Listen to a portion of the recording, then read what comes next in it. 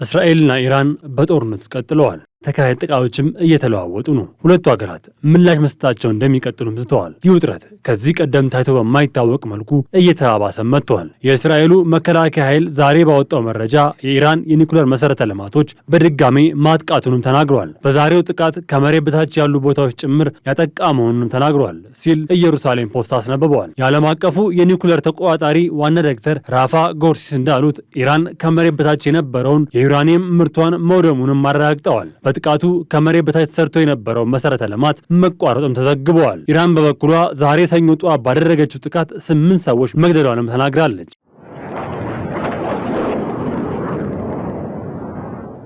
ሌሊት በደረሰባት ጥቃት የመከላከያ ኃይሏ ላይና ሲቪል ሰዎች ላይ ጥቃት እንደደረሰም አምናለች ሲል አልጀዚራ ዘግቧል። በሰሜን ምስራቅ ማሻሃድ ከተማ በሚገኘው አውሮፕላን ማረፊያ የአየር ላይ ነዳጅ የሚሞላ አውሮፕላን ተመቷል ሲል ጄሩሳሌም ፖስት አስነብበዋል።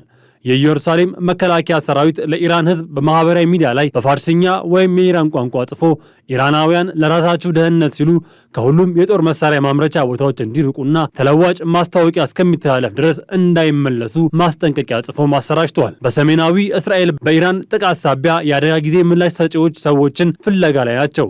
በሰሜናዊ እስራኤል የምትገኘው ታምራ ከተማ በኢራን በተሰነዘረ የሚሳኤል ጥቃት ከደረሰ በኋላ የአደጋ ጊዜ ምላሽ ሰጪዎች ፍርስራሾችን በማንሳት ሰዎችን የማፈላለግ ስራቸውን መቀጠላቸውን ከአካባቢው የሚወጡ ምስሎች ይጠቁማሉ። በትናንትናው ዕለት ኢራን በፈጸመችው በዚህ ጥቃት 4 ሴቶች መሞታቸው የተረጋገጠ ሲሆን ሌሎች 10 የሚጠጉ ሰዎች ጉዳት እንደደረሰባቸው እየተገለጸም ነው። የተኮሰው ሚሳኤል በከተማው የሚገኙ ባለ 2 ፎቅ የመኖሪያ ቤት ላይ በቀጥታ በመውደቁ ከፍተኛ ውድመት አስከትሏል የተባለው የሀገር ውስጥ የጸጥታ ኃይሎች እንዳስታወቁት እስካሁን ድረስ ሌሎች የጠፉ ሰዎች ሊኖሩ እንደሚችሉ በመገመት ፍለጋው ተጠናክሮ መቀጠሉን ጄሩሳሌም ፖስት ዘግቧል። የኢየሩሳሌም ድንገተኛ ጊዜ አገልግሎት ቡድኖች በአካባቢው ፍርስራሹን የማንሳትና የተጎዱ ሰዎችን የመፈለግ ስራ በከፍተኛ ፍጥነት እያካሄዱ መሆናቸውን ተንቀሳቃሽ ምስሎች ያሳያሉ።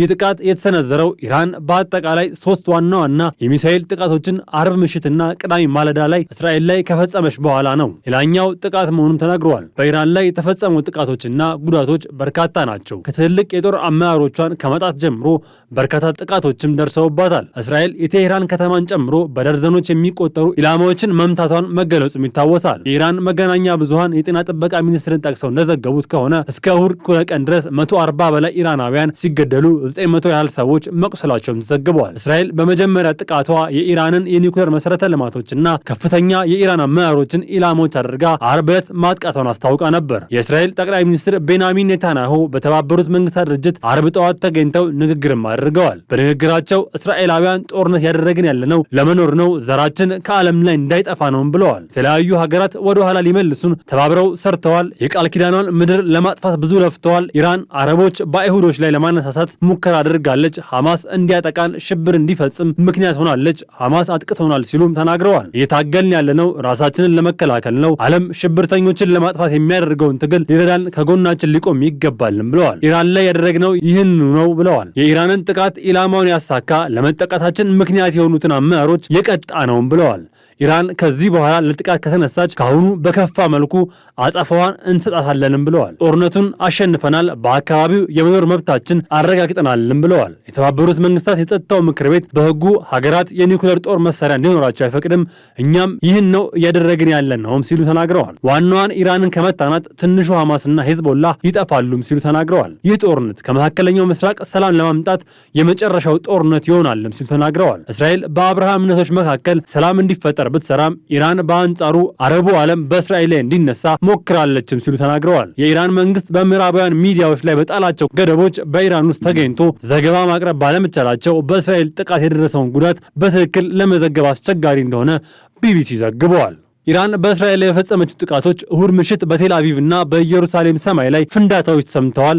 የእስራኤል የብረት ጉልላት አይረን ዶም ከኢራን የተወነጨፈ ሚሳኤሎችን መጥቶ ማውደሙን አስታውቀዋል። ስካይ ኒውስ የኢራንን ወታደራዊ ምንጮች ዋቢ በማድረግ እንደዘገበው ኢራን በፈጸመችው ጥቃት እያንዳንዳቸው $80 ሚሊዮን የሚያወጡ የእስራኤል F-35 ተዋጊ ጄቶችን መታ መጣላቸውንም ገልጻለች። እስራኤል በበኩሏ በፈጸመችው ጥቃት በቴህራን የነዳጅ ማከማቻ መጋዘን ላይ ውድመት ማድረሷንም አስታውቃለች። እስራኤል ኢራንን ለመምታት ከተጠቀመች ከተጠቀመችባቸው 100 የጦር ጀቶች መካከል እጅግ ዘመናዊ የሆኑት አዲር የሚል ስያሜ የተሰጣቸው F-35 ጀቶች እንደሚገኙበትም ተገልጿል። ቅዳሜ ምሽት ላይ በተፈጸሙ ጥቃቶች 10 ሰዎች ተገደሉ መሆናቸው የተገለጸ ሲሆን ከነዚህም ውስጥ 2 ህጻናት መገደላቸውና ከ100 በላይ ሰዎች መቁሰላቸውን የእስራኤል ባለስልጣናት አስታውቀዋል። ኢራን የእስራኤል የኃይል ማመንጫ ሌሊቱን መምታቷን ተዘግቧል። በጥቃቱ የሃይፋ ኃይል ማመንጫ መመታቱን መህር ኒውስ የእስራኤል መገናኛ ብዙሃን ዋቢ አድርጎ ዘግበዋል። ሌሊቱን ኢራን ካደረገችው ጥቃት ውስጥ 10 የሚሆኑ የባላስቲክ ሚሳኤሎችን ማክሸፍ መቻሉን የእስራኤል መከላከያ ሚኒስትር ገልጿል። በባት ያም ከተማ የሚገኝ አንድ ባለ 10 ፎቅ አፓርታማ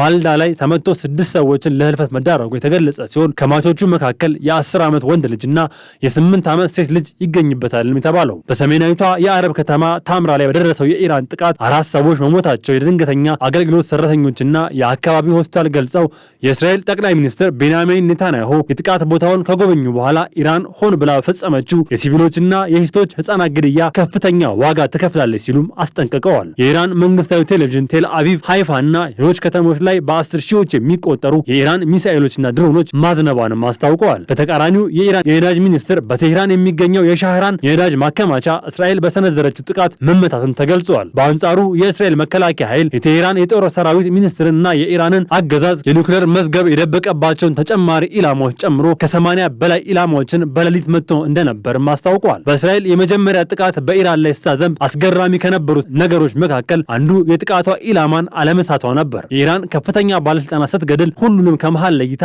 ከ1700 ኪሎ ሜትር በላይ ርቀትን ያለ አንዳች ስህተት ፈጽማለች። በዚህም 6 ከፍተኛ ባለስልጣናትን ገድላለች። ሜጀር ጀነራል ሆሴን ሰላሚ የኢስላሚክ አብዮት ጥበቃ ኃይሎች ዋና አዛዥ የነበሩ ሲሆን በእስራኤል የአየር ጥቃት መገደላቸውን ዘግበዋል። ሜጀር ጀነራል መሐመድ ባቃሪ የኢራን የጦር ኃይሎች ዋና አዛዥ ስታፍ የነበሩ፣ ሜጀር ጀነራል ጎላም አሊ ራሺድ የካታም አል አነቢያ ማዕከላዊ ዋና መስሪያ ቤት አዛዥ የነበሩ፣ ሜጀር ጀነራል አሚር አሊ ሃጂ ዛዴ የአየር መከላከያ ኃላፊ፣ ብርጋዴር ጀነራል ኢስማኤል ቃአኒ የቅዱስ ኃይል አዛዥ የነበሩ በእስራኤል አየር ጥቃት እንደተገደሉም ዘግበዋል። አልካዛኒ ለኢራን ጠቅላይ ሚኒስትር አልካሚኒ ቅርብ የሆኑ አማካሪና የቀድሞ የኢራን የጸጥታ ባለስልጣን የነበሩ ቢሆንም በእስራኤል የመጀመሪያ አየር ጥቃት በደረሰባቸው ጉዳት ህይወታቸው ማለፉ ተረጋግጧል። ፈሪዱን አባሲ እንደ አውሮፓውያን አቆጣጠር ከ2011 እስከ 2013 የኢራን አቶሚክ ኢነርጂ ድርጅት ኃላፊ፣ መሐመድ አህመድ ታህራን የኢስላሚክ አዛድ ዩኒቨርሲቲ ፕሬዝዳንትና የቴዎሬቲካል ፊዚክስ ሊቅ፣ እነዚህና ሌሎች ስማቸው ያልተገለጹ የኒውክሌር ሳይንቲስቶች መገደላቸውን ዘ ታይምስ ኦፍ እስራኤል አስነብበዋል። እስራኤል ይህ ከፍተኛ አመራሮች ግድያ አልበቃ ብሏት የኢራን የበላይ መሪ ለመግደል አቅዳ የአሜሪካው ፕሬዝዳንት ዶናልድ ትራምፕ ውድቅ ማድረጋቸውም ተነግሯል።